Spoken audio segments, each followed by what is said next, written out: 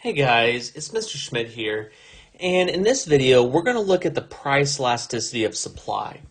So the good news with the price elasticity of supply is that it works very much like the price elasticity of demand, except instead of looking at the relationship between price and quantity demanded, we're looking at the relationship between price and quantity supplied. So the price elasticity of supply measures how sensitive quantity supplied is to a change in price. In other words, when the price of a good changes, am I going to dramatically change how much I'm willing and able to sell? Not very much. What's that going to be?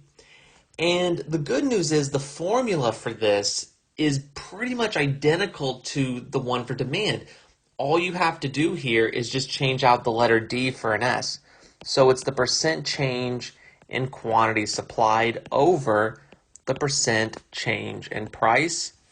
And what's nice here is that we don't need to do absolute value because we're always going to have a positive number. Okay, so you don't have to do absolute value here. You can if you want, but you don't need to because quantity supplied and price have a positive relationship. You're always going to end up with a positive coefficient. So you don't have to do the absolute value here. And just like before, if you get a coefficient of 0, that's going to be a perfectly elastic supply, which if we're drawing it, again, it's a horizontal line, so nothing new there. If it is between 0 and 1, then it is inelastic. If it is between 1 and infinity, technically, then it's going to be elastic. And technically, if it's infinity, although my calculus students out there, we can quibble with that over limits and that kind of thing, it would be perfectly inelastic. And if you were to draw it, it would be a vertical line. Okay? So again, nothing too crazy here in terms of the formula, in terms of drawing it. Nothing that crazy at all here. And so really all you need to be able to do here is use the formula and figure out is it elastic, inelastic, whatever, and then being able to recognize perfectly elastic and perfectly inelastic supply curves. The last thing I do want to do is just go over a few things that can make supply either elastic or inelastic, just like we did with demand. This is something you will see very infrequently. So I would not get too caught up on memorizing these as much as I would the ones for demand. So there's a couple here that I want to do. For elastic supply, it is easy to switch to a sub. So if it's easy for you to switch from producing one good to another good, you're going to care about the prices of those goods because you're like, you know what, it's easy for me to switch from producing water bottles to, I don't know, I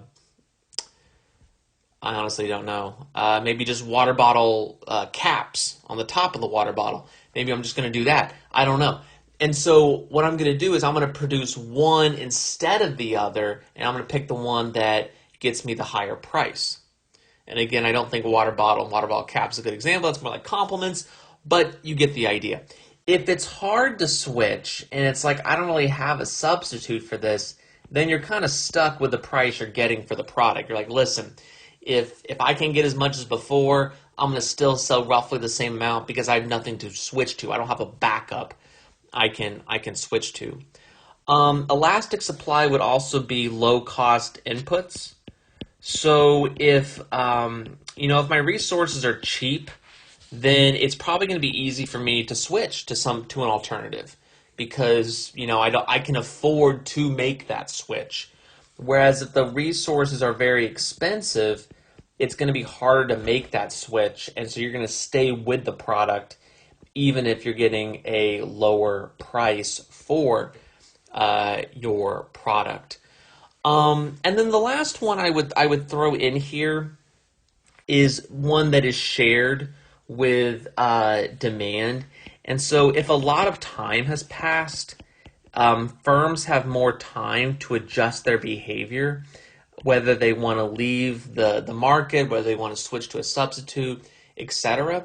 Whereas if not a lot of time has passed, remember, just like with consumers, firms don't have the time to change their behavior, and so they're going to keep producing the same good even though it's getting them a lower price.